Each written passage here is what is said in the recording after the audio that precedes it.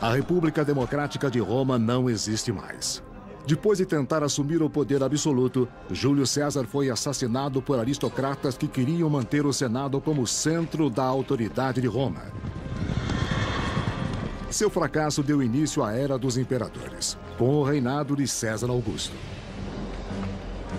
Agora, no século I a.C., sob o imperador Augusto, o Império Romano busca uma expansão rápida e cobiça as terras bárbaras além do Reno. Mas a maior e mais recente conquista provoca um banho de sangue. As tribos alemãs rejeitam o jugo imperial e desafiam a autoridade de Roma, impedindo as ambições imperiais, mudando a história e ameaçando o Império. Roma, ascensão e queda de um império, a Floresta da Morte.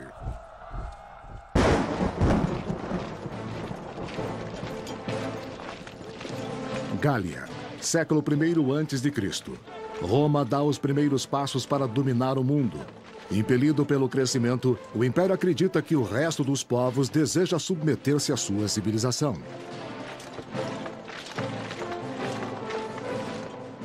O imperador Augusto assume o poder depois do assassinato de seu tio-avô Júlio César, e Roma espalha sua influência sobre o mundo conhecido. Augusto era um parente de Júlio César que se tornou, em nossos termos, o primeiro imperador romano. Augusto salvou a República de um modo que Júlio César não foi capaz de fazer. Esse foi o início do verdadeiro auge do poder romano. Eles estavam expandindo rapidamente as fronteiras imperiais e tiveram uma série de grandes vitórias militares. Muitos romanos achavam que o Império era invencível. O amado Augusto triunfara na difícil tarefa de reunir os valores democráticos da República sob o poder e a liderança de um imperador.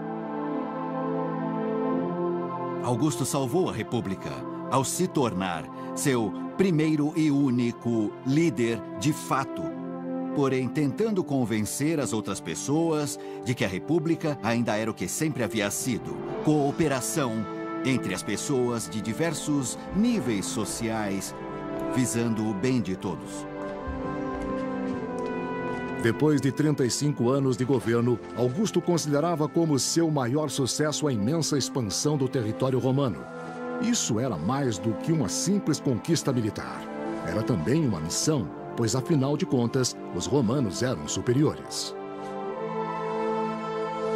Os romanos achavam que tinham a missão de levar a civilização romana aos outros povos que não a tinham. Assim, pensavam que tinham uma missão cultural de levar a lei e, a seu ver, a justiça para os povos que viviam sem isso, a quem chamavam de bárbaros. Depois da Gália se tornar uma província romana, o novo império lançou olhares para as terras além do Reno, em uma área que passou a ser chamada de Germânia. Germânia, ano 9. As tribos além do Reno viviam precariamente competindo por terras em ataques sangrentos umas às outras. Algumas tribos até atacaram territórios romanos, o que não seria tolerado por Roma. O Império considerava os bárbaros como selvagens, imprevisíveis, perigosos, em terras que valia a pena conquistar. Aconteceram muitos debates sobre o que Roma fazia a leste do Reno. A grande questão era se Roma estava tentando criar uma nova província entre o Reno e o Elba, ou se Roma estava só realizando ataques punitivos para tentar impedir as incursões que estavam atravessando o Reno vindas do leste. Quase todos os pesquisadores atuais sugerem que Roma estava mesmo tentando criar uma nova província. Em 9 a.C., o imperador Augusto enviou o general Tibério em uma campanha além do Reno. Vamos lutar! O relacionamento entre romanos e alemães era muito problemático. Existiam pessoas que estavam dispostas a trabalhar com os romanos e pessoas que odiavam os romanos. E o que isso criou em várias vezes, sem dúvida, foi uma briga pelo poder entre as tribos alemãs que ocupavam a antiga Germânia, a Alemanha atual. Tibério, um soldado eficiente e bem relacionado, era o herdeiro provável ao trono imperial. Na Germânia, ele se aproximou do líder da tribo Querusca em busca de um aliado. Os romanos se aliaram a alguns desses grupos bárbaros porque esses grupos davam apoio aos romanos contra os demais inimigos bárbaros. E os romanos queriam expandir seu controle territorial e também sua, como pensavam, missão civilizadora para o norte. O chefe querusco aceitou uma aliança com Roma, embora seu povo não se interessasse pela vida romana. Eles queriam a proteção e o prestígio do império. Tinham muito a ganhar com o relacionamento com Roma, especialmente a elite governante. Economicamente, teriam acesso aos produtos romanos. E o que é mais importante, os produtos romanos eram um meio de as pessoas exibirem status. O jovem príncipe alemão, que brincava de soldado romano, aprendeu a ser um bom jogador na política romana. Criado em dois mundos, sob as tradições de seu povo e o poder e a glória do império, ele se tornou oficial romano e rei alemão. Seu nome era Armínio.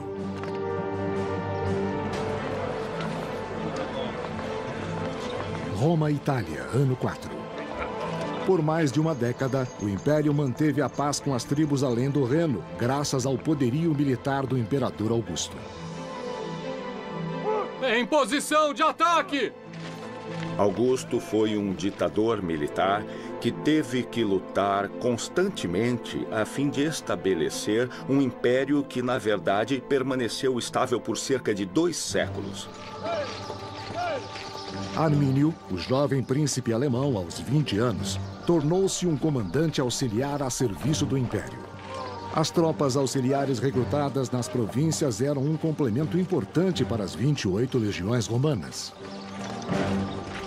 Augusto tinha de ter certeza de que as pessoas entendessem que ele estava fazendo o que os tradicionais líderes romanos sempre fizeram: levar Roma a gloriosas e lucrativas conquistas na guerra. No ano 6, o general Tibério saiu da Germânia para sufocar uma violenta revolta na província de Panônia, hoje Hungria e Áustria.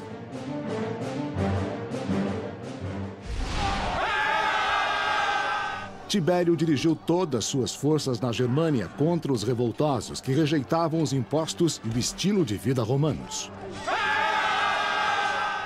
Quando os romanos tentaram romanizar os bárbaros para fazê-los viver mais como romanos em um ritmo mais rápido do que os bárbaros desejavam, então os bárbaros disseram: não queremos isso. A revolta contra Roma durou 3 anos terríveis e esgotou o exército romano.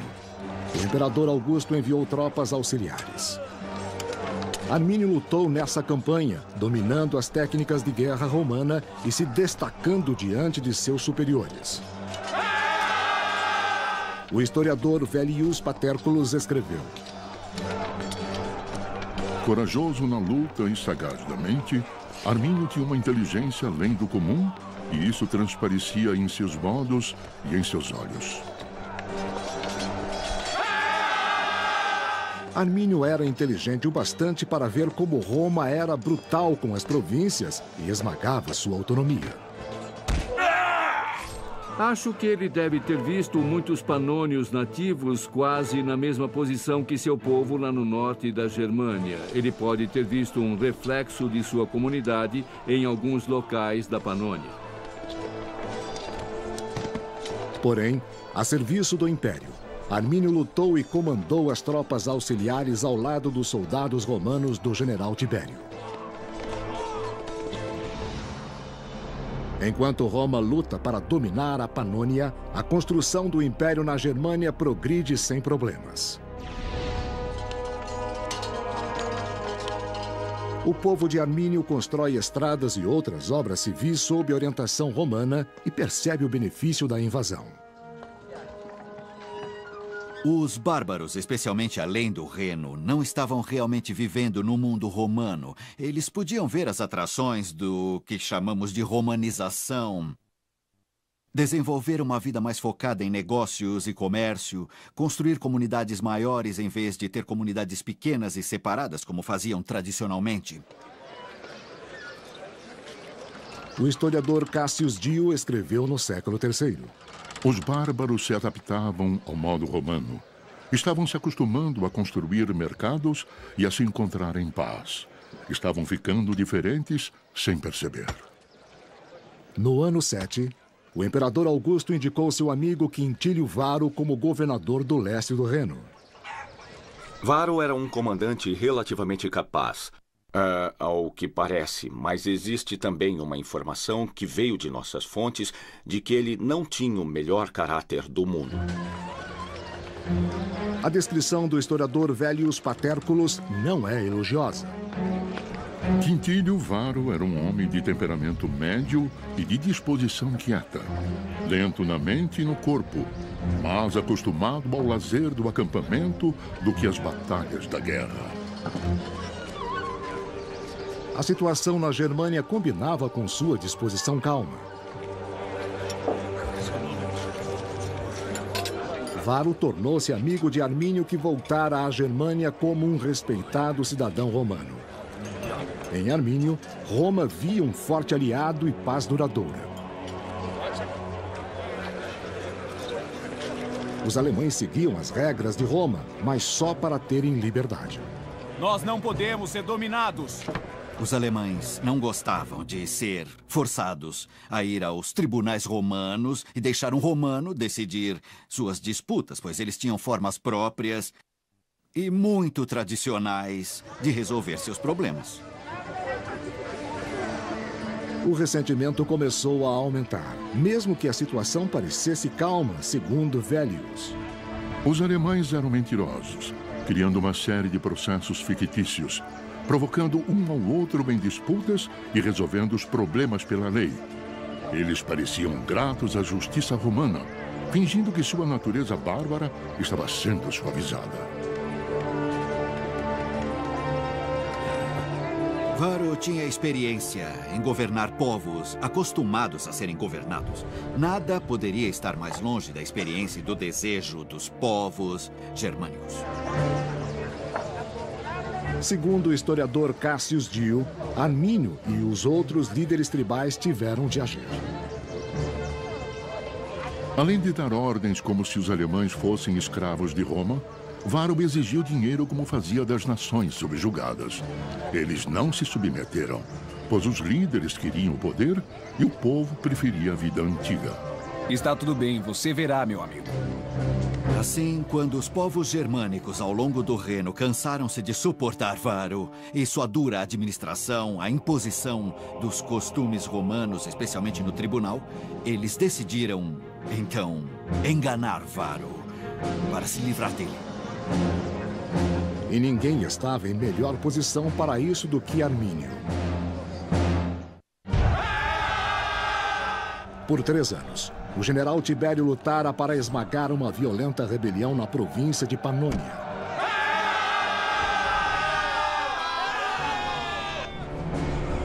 Por fim, no ano 9, seu esforço foi recompensado.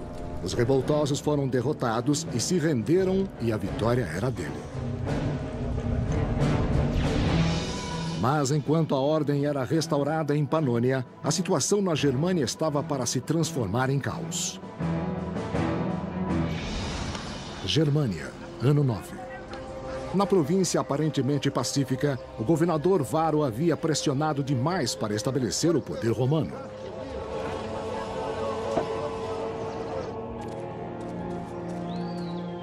Os orgulhosos alemães, sob a liderança de Armínio, cansaram-se de pagar os impostos romanos e de serem tratados como escravos.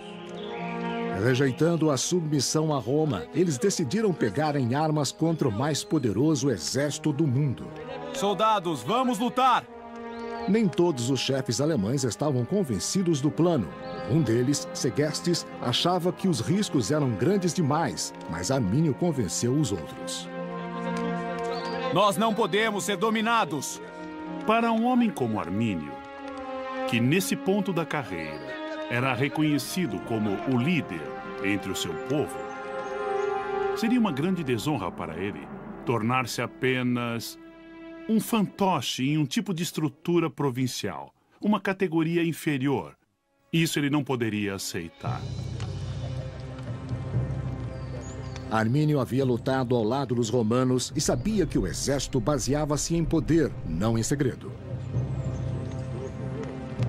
Ele tivera a oportunidade de aprender as táticas romanas e de aprender como o exército romano agia, o que ele podia ou não fazer, quais eram suas capacidades e habilidades, como era comandado e como lutava. Armínio conhecia Roma e sabia que os romanos subestimavam os alemães. Ele disse ao general Varo tudo o que este desejava ouvir. Vellius Paterculus escreveu: Armínio aproveitou a negligência do general Varo como uma oportunidade para a traição, vendo que ninguém poderia ser vencido mais rapidamente do que o homem que nada temia. Ele sabia que o início de uma catástrofe era a sensação de segurança. Está tudo bem, você verá, meu amigo. Parte do problema era a visão de Roma, o excesso de confiança de que poderia derrotar qualquer um, que ninguém nas regiões ao norte distantes do Mediterrâneo teria a possibilidade de montar uma boa defesa contra Roma. Se os alemães iam atacar, tinham de ser rápidos. O inimigo estava enfraquecido por outras batalhas e de nada suspeitava. Os alemães armaram uma cilada na floresta úmida e fechada de Teutoburgo, no noroeste da Germânia. Armínio deu ordens e devem ter levado várias semanas e muitas centenas de homens, mas eles construíram uma muralha com 1,5 metros de altura e 4,5 metros de largura, com trincheiras e provavelmente com camuflagem.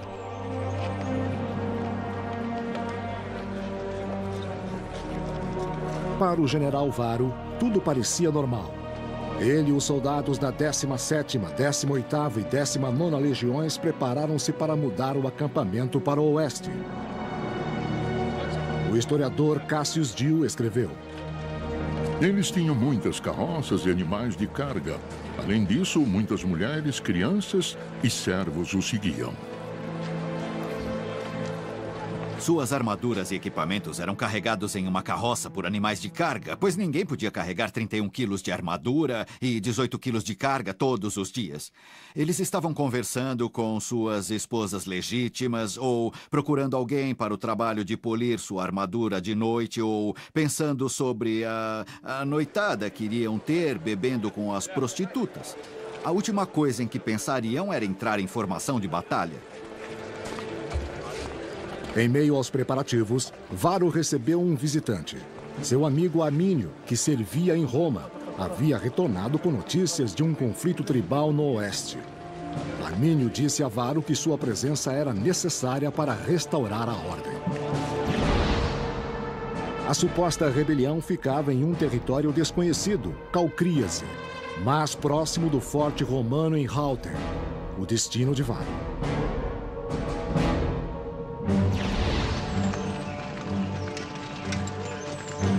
Varo mobilizou todo o acampamento para a viagem. Então Varo havia sido atraído para o território alemão por seu próprio orgulho. Mas ele estava pensando em uma missão de levar a lei e a civilização. Ele não estava pronto para lutar com os bárbaros tão habilidosos em emboscadas e no tipo de táticas que podiam levar o exército romano a uma completa confusão. A longa fila de soldados, civis e provisões percorreu as florestas alemãs. Varo não esperava problemas, mas estava em solo desconhecido e se movia com cautela e o mais silenciosamente possível. Em arqueologia, uma das coisas encontradas em escavações recentes foi um badalo, que foi preenchido com palha que ainda foi achada no badalo.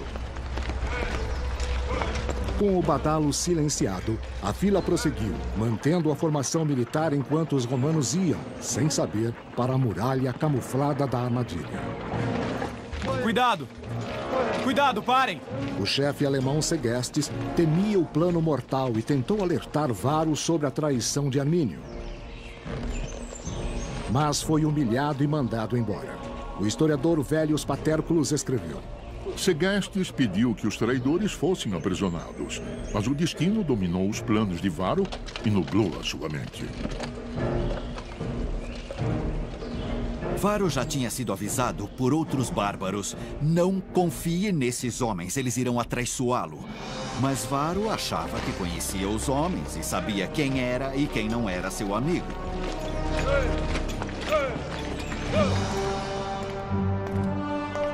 Enquanto Varro levava suas legiões para a cilada, o general Tibério retornava a Roma, depois de vencer em Panônia. Para o imperador Augusto, essa vitória provava o poderio supremo de seu império, que ele julgava ser invulnerável.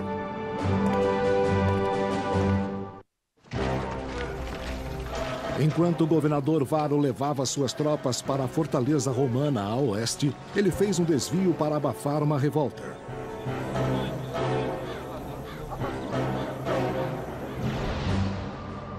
Na verdade, Varro estava indo para uma cilada na floresta de Teutoburgo, na região conhecida como Calcríase.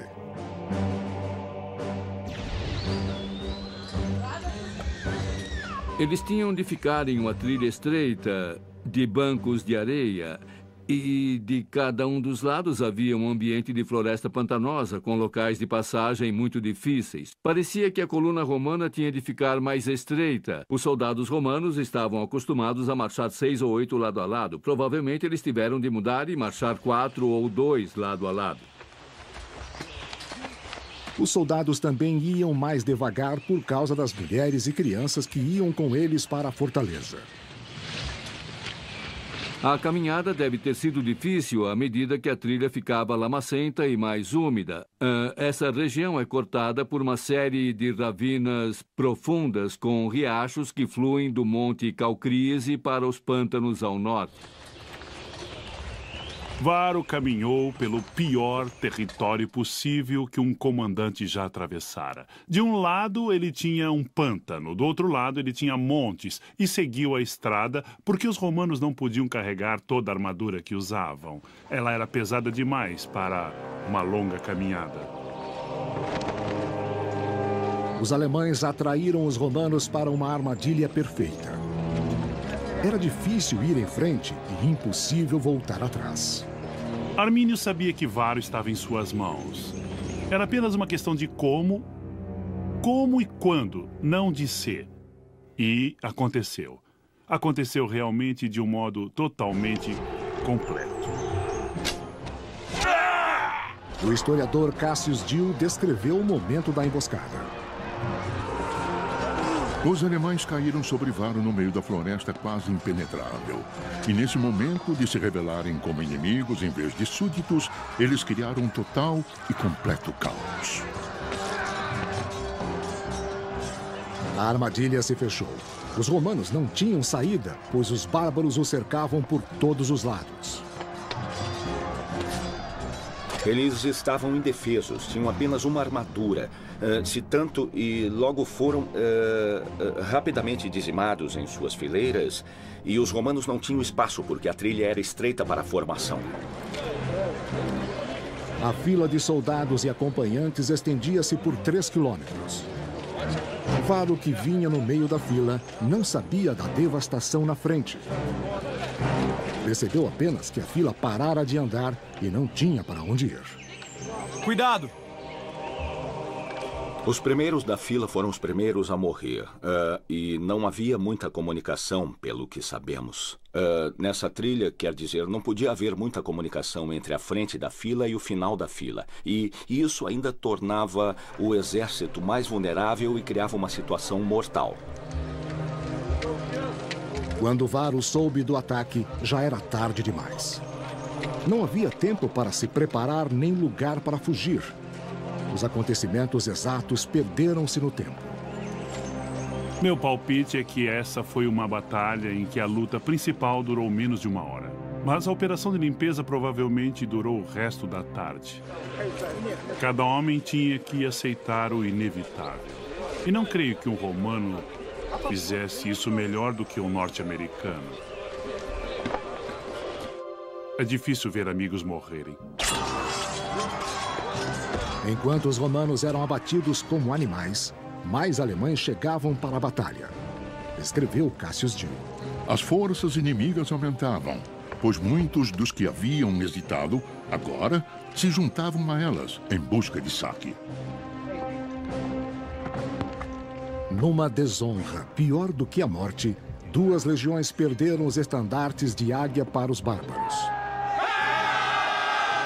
A águia era um símbolo para os soldados. Ela era literalmente o espírito religioso e o poder que os mantinha a salvo e os tornava vitoriosos. Se a águia era atingida na batalha ou tomada pelo inimigo, significava que seu espírito era arrancado e sem ele a derrota era certa.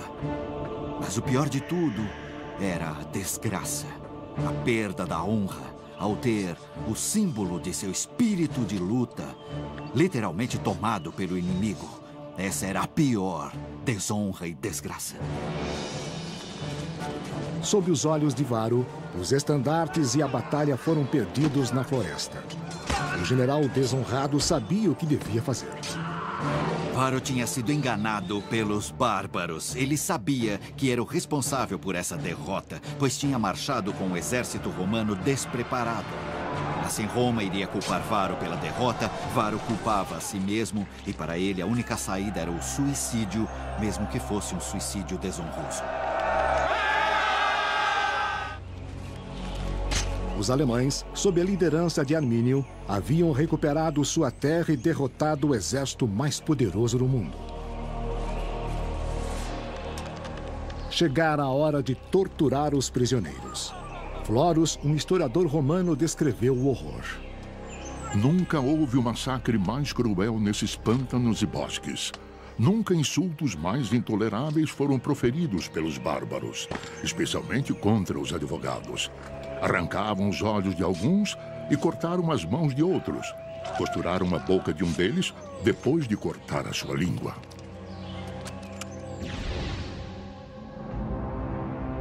Enquanto a Germânia celebrava a derrota de Varro, o general Tibério retornou a Roma depois de vencer na Panônia.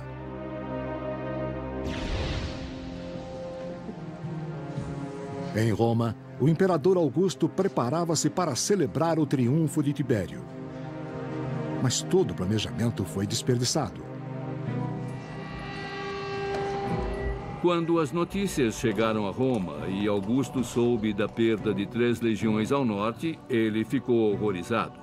E, supostamente, ele gritou várias vezes sem parar: Varro, devolva as minhas legiões. Isso foi um choque, porque Roma tivera uma série de vitórias militares e acreditava que os povos do norte seriam vencidos facilmente.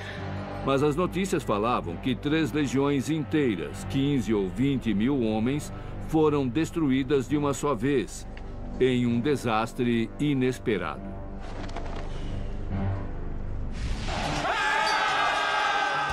Agora que os queruscos e outras tribos bárbaras escaparam ao controle, o que os impediria de destruir Roma?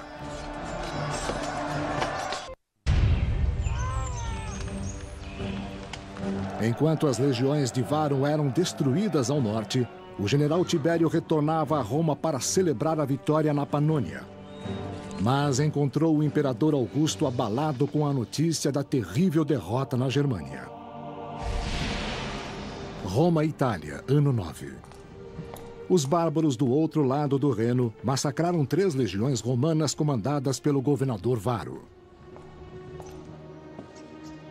O desastre de Varro significava que o plano de Augusto de levar a fronteira norte do Império Romano adiante havia falhado e que eles sempre teriam de lidar com aqueles povos ferozes da fronteira que, a qualquer momento, podiam invadir o Império Romano para viver nele ou para saquear. O golpe fora severo e não podia ficar sem resposta.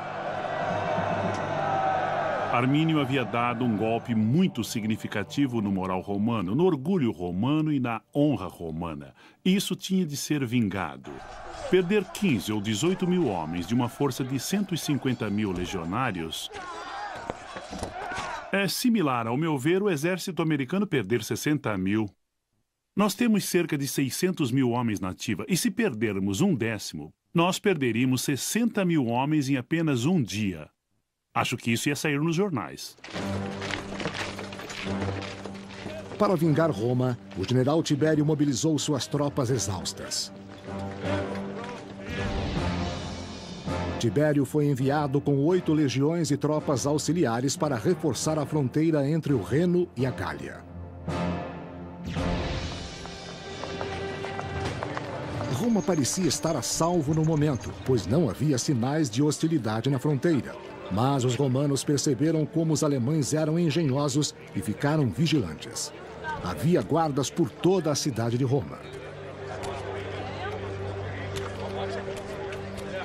Foi um golpe severo para Roma, como cidade e também como sociedade, saber que esses povos no norte, que eram considerados pelos textos de César, Tácito e outros como sendo militarmente muito inferiores a Roma, eram capazes de infligir esse golpe devastador. A poderosa Roma, o auge da civilização ocidental, sentiu-se vulnerável. Cada cidadão ou visitante estrangeiro era um suspeito terrorista. Augusto, temendo uma revolta dos alemães que viviam em Roma, expulsou-os.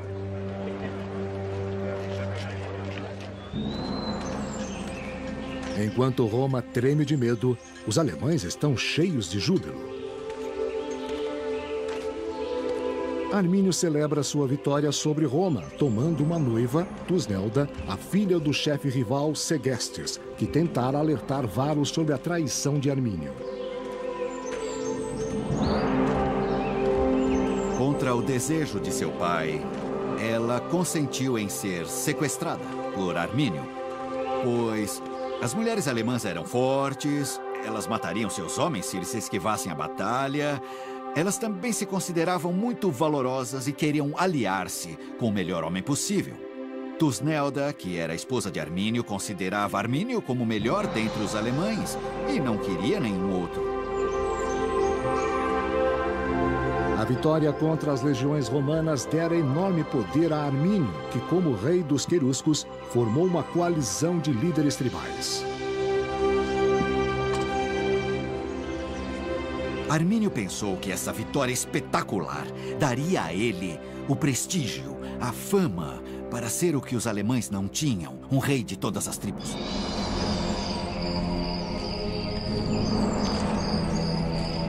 O lugar do massacre tornou-se um local sagrado, que permaneceu intocado para celebrar a vitória e honrar os deuses alemães que a concederam. Os alemães rezavam em bosques, pelo que sabemos. Eles tinham imagens e várias estátuas e totens animais em suas florestas. E, na verdade, essa ideia do totemismo parece ter sido alguma coisa bem importante, também para os romanos, mas ainda mais para os alemães. Enquanto Roma vacila, os alemães celebram sua vitória, guardando as armas romanas como um despojo sagrado.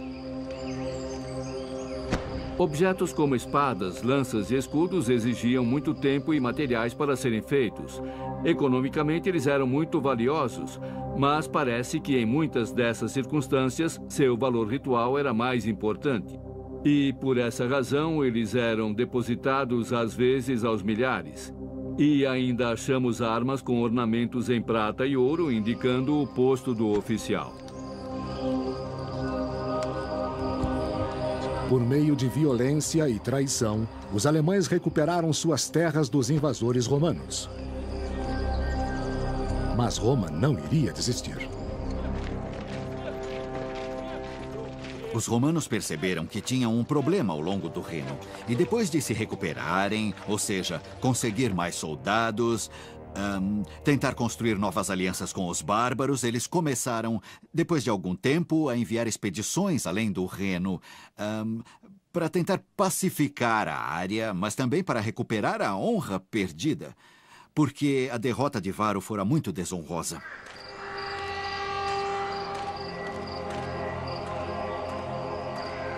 Para a posteridade e para o orgulho do Império, Roma precisava virar o jogo.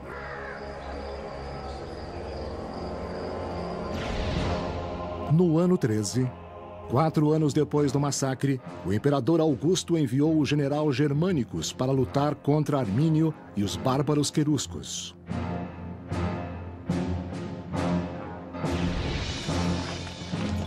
Foi preciso muito tempo para restaurar uma força de ataque para que Germânicos tivesse tropas para lidar com o problema. Não havia dúvida de que isso tinha de ser feito. Ou toda a ideia da honra do imperador, ou até talvez o próprio imperador fosse prejudicado. Aquela era uma desgraça que não poderia ficar sem resposta. A ética para os romanos era vingança, ódio e raiva. Não havia ideia de compaixão, de perdão abrangente para a humanidade. Os romanos eram um povo muitíssimo cruel. Roma e Itália, ano 14. Enviar germânicos para a Germânia foi um dos últimos atos de Augusto. Um ano depois, aos 77 anos, ele agonizava, abalado pela derrota de Roma e por seu sonho imperial não realizado. Augusto não tinha filhos e indicou Tibério para seu sucessor. Tibério deveria assumir o posto de imperador e lavar a honra de Roma e Augusto. Augusto teve a glória de toda uma série vitoriosa de campanhas militares, mas nunca se recuperou desse golpe. Ele morreu alguns anos depois e isso, de muitas maneiras, parece ter destruído o que ele via como seu legado. Que você esteja em paz. Augusto, que devotou sua vida à conquista do mundo, morreu com um fracasso.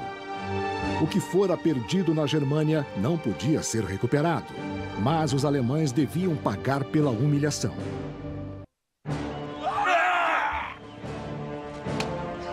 Uma derrota sangrenta e humilhante além do Reno trouxe glória para Armínio, o chefe alemão, e abalou a confiança romana. Mas Roma ainda não estava vencida. Germânicos, um general romano, partiu para a Germânia numa missão de vingança, atacando as tribos aliadas a Armínio.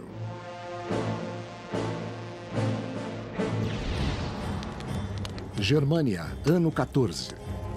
Essas tribos queimaram suas próprias aldeias para impedir o saque romano.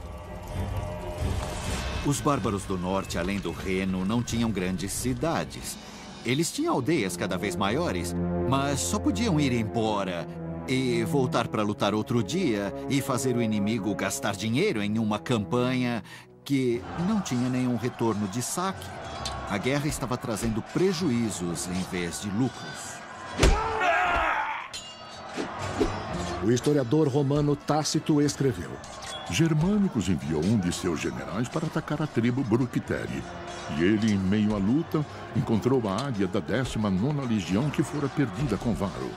Depois, suas tropas marcharam até as fronteiras dos Bructérios, arrasando toda a região.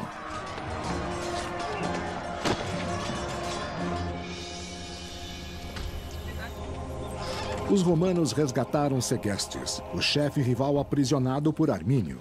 E a humilhação continuaria num gesto devastador. O sequestro de Tusnelda, filha de Segestes, que esperava o filho de Armínio. Ela foi capturada pelos romanos e levada para a capital, como prova de que os romanos conseguiram derrotar Armínio e tornaram sua vida infeliz, mesmo que ele fosse o homem que destruíra Varo e 3 legiões romanas.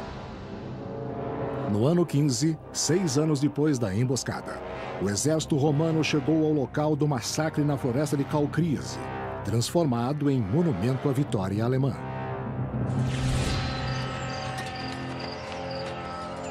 Eles encontraram o local onde Varo foi vencido no último momento, porque ainda havia armas quebradas espalhadas por toda parte e crânios presos às árvores. A cena era terrível. Essa era praticamente uma planície cheia de ossos humanos, exceto, provavelmente, pelos dos oficiais, que, se fossem capturados, teriam sido sacrificados pelos alemães, que costumavam praticar sacrifícios humanos, por exemplo, enforcando ou cortando a garganta. O historiador Tácito descreveu o que os romanos encontraram. No campo havia ossos humanos, espalhados pelos homens em fuga ou em pilhas intocadas. Ao redor havia armas quebradas e ossos de cavalos, além de crânios humanos presos às árvores. Nas proximidades ficavam os altares bárbaros. onde foram sacrificados os oficiais. A cena foi muito emocionante. Com certeza para os homens de Germânicos, alguns perceberam que podiam ser parentes, podiam ser amigos, podiam ser companheiros de armas, os que estavam sendo enterrados, o funeral dos mortos na antiguidade, e fazer os ritos por ele era extremamente importante para manter os mortos em seu lugar, para ter certeza de que não voltariam para assombrá-lo. Tácito escreveu: Os soldados romanos enterraram os ossos das 3 legiões, sem saber se enterravam os restos mortais de um estranho ou de um amigo. Mas com raiva dos inimigos, todos ao mesmo tempo lamentaram e odiaram. Simbolicamente, era muito importante que Roma mostrasse que lembrava dos soldados caídos e que nunca iria desistir de tentar resgatar a honra que havia sido manchada pela incompetência e arrogância de um comandante. Para os alemães, que tinham um memorial sagrado na floresta, o enterro era uma profanação. Assim que os soldados partiram, os alemães exumaram os ossos e reconsagraram o local do massacre. Armínio, que julgava ter derrotado Roma 6 anos antes, ficou lívido com os ataques e confuso com a mudança súbita da sorte. Tácito descreveu sua fúria. Essa é uma arma poderosa. Armínio, de temperamento naturalmente exaltado, ficou furioso com o sequestro da esposa e com a vida de escravidão que esperava seu filho. Ele declarou guerra contra as Segestes e contra o Império Romano. A guerra começou. Mais uma vez, as forças ardilosas de Armínio, que conheciam o terreno, tinham uma vantagem contra os pesados soldados romanos. Uma legião era invencível se pudesse escolher o campo de batalha.